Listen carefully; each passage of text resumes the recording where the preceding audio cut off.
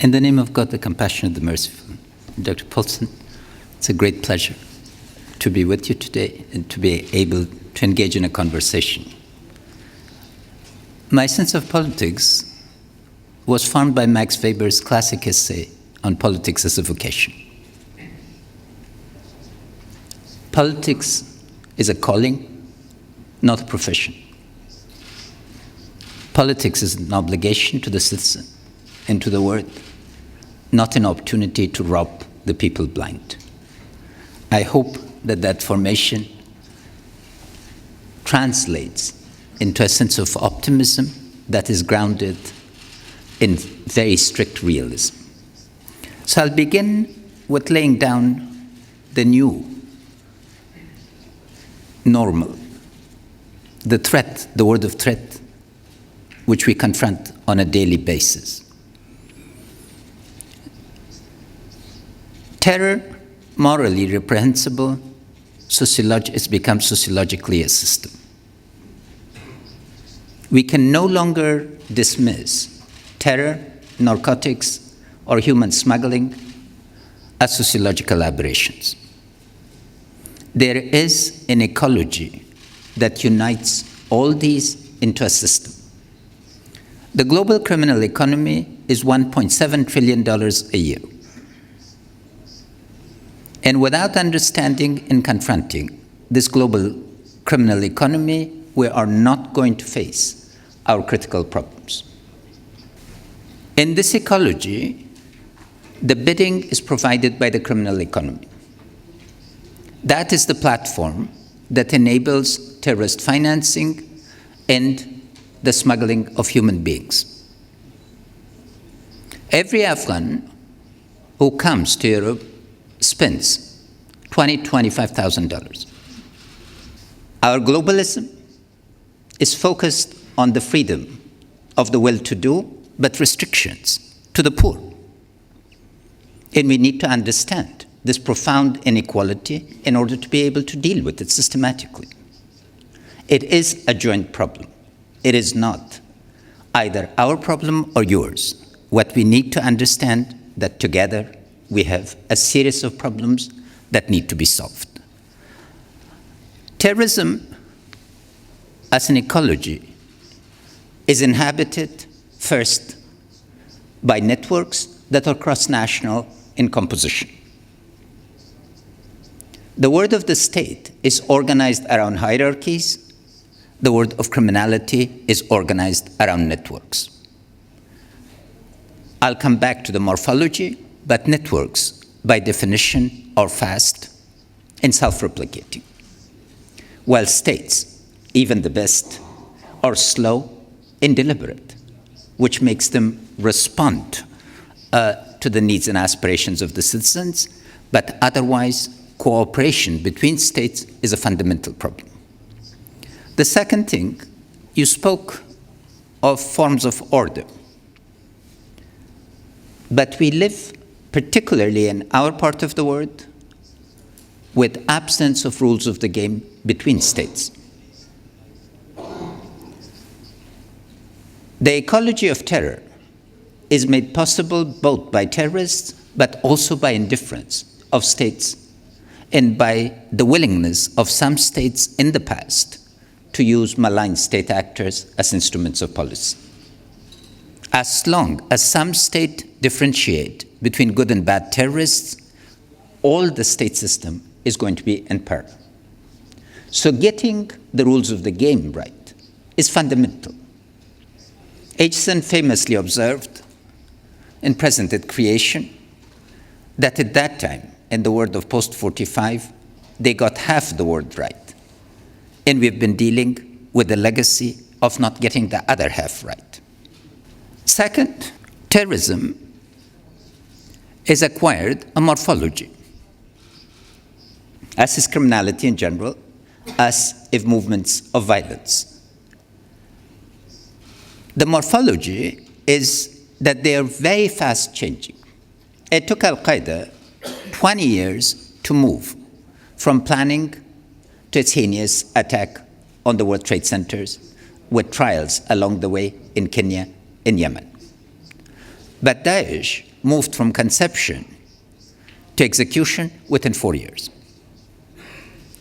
In terms of network theory, and there's been some very substantial analysis, open source, that I commend to everybody. It's been done by CENTCOM. Daesh's formation passes 5 to 6 stages of network theory formation. This is a morphology of constant change. And in this world, cyber is become critical. We are not dealing with face-to-face communities of terror. We are not dealing with classic hierarchies.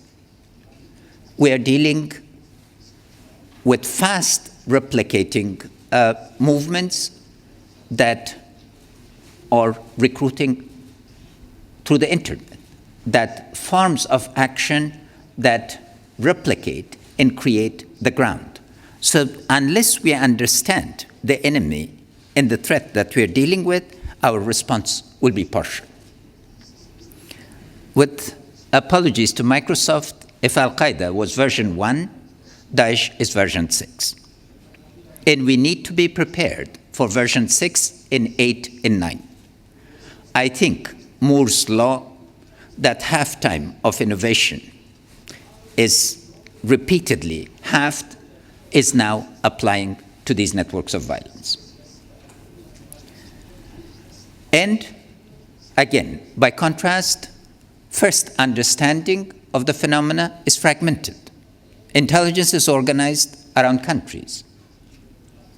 Sharing of a common vocabulary regarding threats is still absent. And much more fundamental than the initial understanding, of course, common frameworks of action as to whether the threat is short-term, medium-term, or long-term, or combination is still in search of an answer. But the third aspect is the pathology. You've seen the recent news. Istanbul, the Russian plane in Sharm el-Sheikh, Beirut, Paris, Mali, and unfortunately, the list could go on. What is characteristic here is that the pathology is directed towards producing news.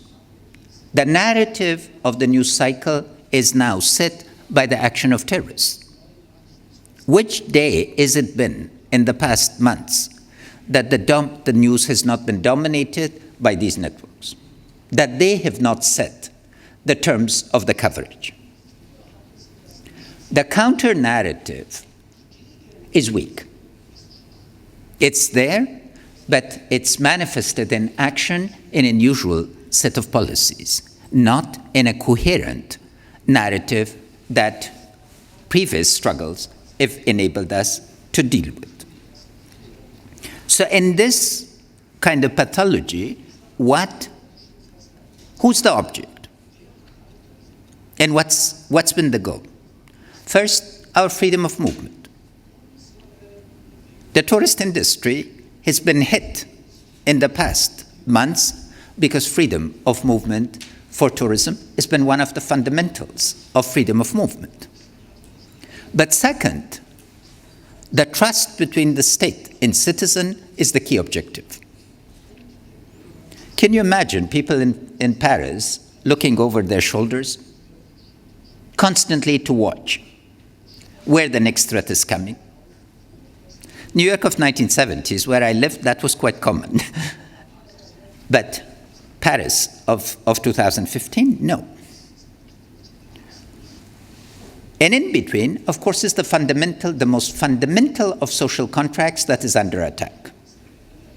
The trust of the citizen that state institutions will protect them, will guarantee the freedoms that have become routine.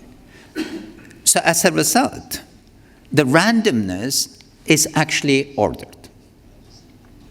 And it needs reflection and our ability to deal with it. So I hope that I've delineated the key issues of threat, and within this, the crisis of refugees, again, is related both to lack of certainty, and the criminality that underwrites this. Why is it that narcotics travels through well-ordered governments? Why is it that there is no fundamental focus on dealing with the root causes of narcotics and its elimination? Is it time that the habits of the middle class in some wealthy countries need to change so that we can deal with the root causes of this criminality and at other aspects of this criminality, as well as finance? The world of finance is highly criminalized. It takes one transaction for black money to move then to the cycle of global finance. We have a comprehensive threat, and it requires comprehensive understanding and measures to deal with. But let me next turn to the opportunities, because if my job is described probably as one of the two most difficult jobs on earth, and I don't know how close the competitor is, but it's a job very much well doing, because the fate of 30 million people depends on it. And I'm very proud of the Afghan public who've engaged in one of the most democratic conversations and are continuing to engage in a democratic conversation. We are a resilient people. Anyone else in our position today would have abandoned everything. Yes, some of us are moving, but what needs to be remarked upon is for 30,000 that have left, there are 30 million that are determined to stay. We have faced one of the most brutal attacks in the last 40 years in 2015. An all-out war was declared against us. It has gone through 7 phases. If in conversation there was interest, I could describe to you. What was the strategic objective? The strategic objective was to create 2 political geographies in Afghanistan and then force us into a humiliating peace deal. Most analysts last year, when we faced our triple transition simultaneously, the political transition, the security transition, and the economic transition, were not giving us any chance.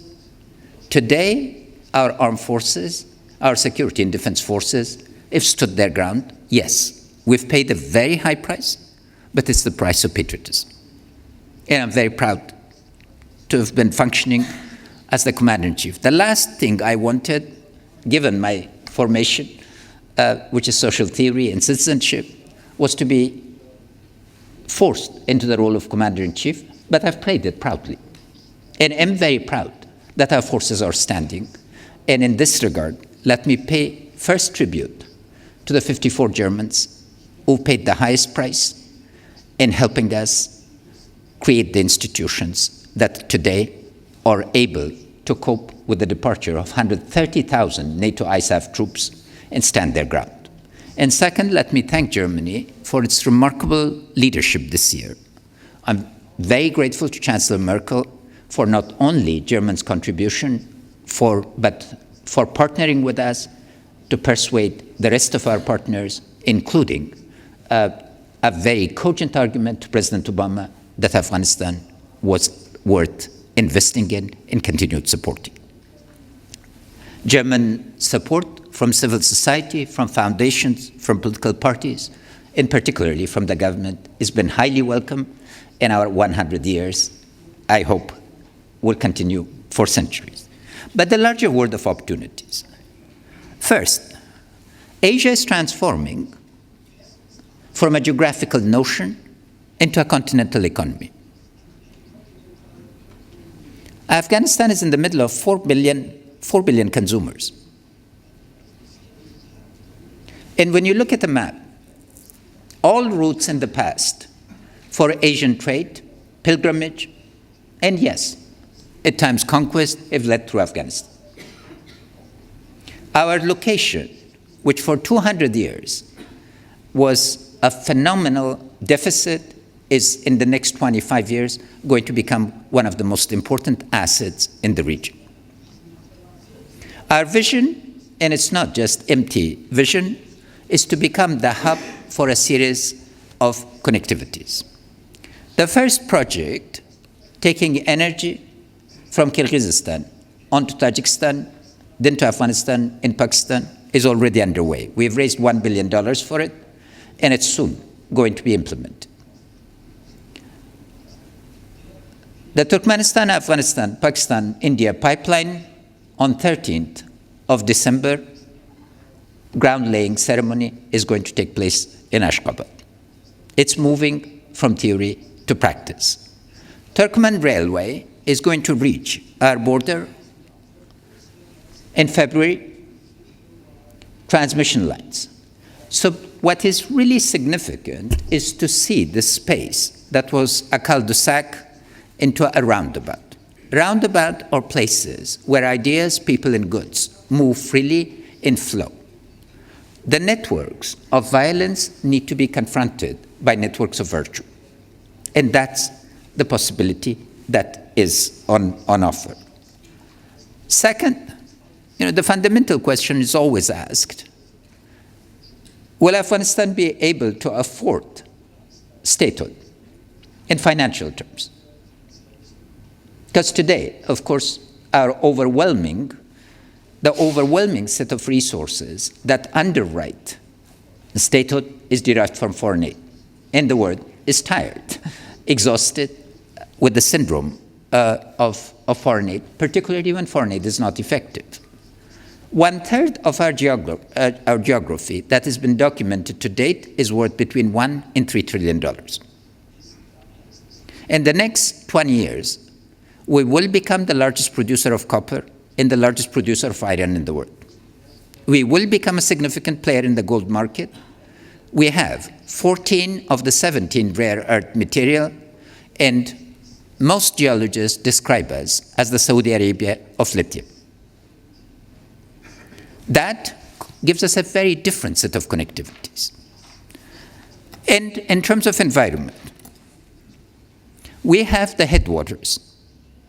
Except for China, every single one of our neighbors depends on us as the upper riparian.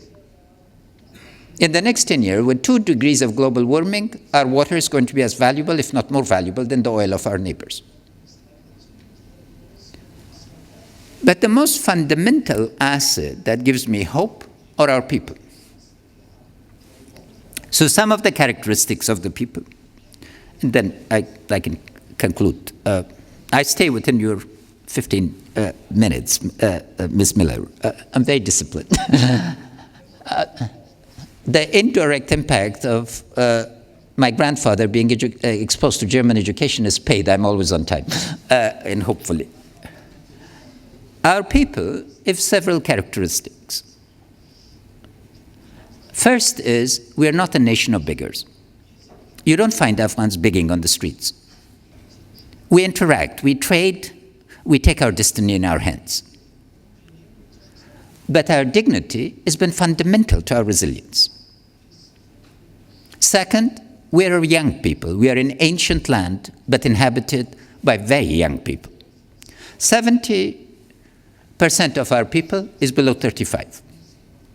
Every day, every month, we become younger. Only 3% of our population is above 60. And we have 3 majorities that are numerical majorities, but political economic minorities. Women. Women probably are a numerical majority because we lost 1.5 million people defending our freedom against the former Soviet Union, and the majority of them were men. And naturally, there are 104 women born to 100 men. Empowerment of women is critical, and the change in our women in positions of leadership is enormous. 2 years ago, it was taboo to talk about a woman being on the Supreme Court of Afghanistan. I had the honor of nominating the first woman to the Supreme Court of Afghanistan, and she lost only by 9 votes, and it was the fault of women deputies who were not present all there. So next conversation next year is going to be very much about women being present to make those changes. The second is the youth. Our youth is the majority. Again, both men and women. But the question of empowerment of the youth is the critical issue. Here, I want to thank GIZ for an enormously constructive set of studies and for indicating there's a German, a remarkable German in Afghanistan who spent 5 years studying vocational schooling. And I had 3 hours of fascinating conversations after I read the 6 papers. He thinks we can get vocational education right. And if we get vocational education right, illegal migration will turn to legal migration to the Gulf and North Asia. The demography of migration needs our understanding. The Gulf needs legal migrants. In East Asia, Northeast Asia is having the demographic transition. We should not give way to fear regarding this. This is a phenomena that can be dealt with systematically. The pull and push factors need to be dealt with, and again, I'm sure you'll have questions, so I don't want to elaborate. And the last, and the key group, of course, are the poor. 36% of our population lives below the $1.25 of the World Bank. But if you change the poverty line to $2, it would go to 70%. I'm describing these to describe to you what the legacy is that our government of national unity has received. But precisely because we know what is the legacy, now we are determined to overcome it. And in this regard, our key issue, of course, is to overcome the ineffectiveness of the government, the pervasive corruption of the past, the pervasive lack of accountability. What becomes key to responsibility is to own the problem ourselves. What is shifted from before, and we are very proud of the conversations that we have had, since my inauguration, the formation of the government of national unity, is that we Afghans own our problems, define them, and define the solutions. And in this regard, you have partners in Afghanistan that are willing to tackle all the issues, whether it's counterterrorism, whether it's counter-narcotics, whether it's illegal migration, in a systematic, coherent manner, so we know what the dimensions of the problem are, how we relate to each other, and particularly how we create the grounds for partnerships that are not reactive but proactive. Because if I'm correct from the analysis that I've presented to you, our problems are medium-term, and the solutions need to be matching short-term, medium-term, and long-term actions in a systematic framework.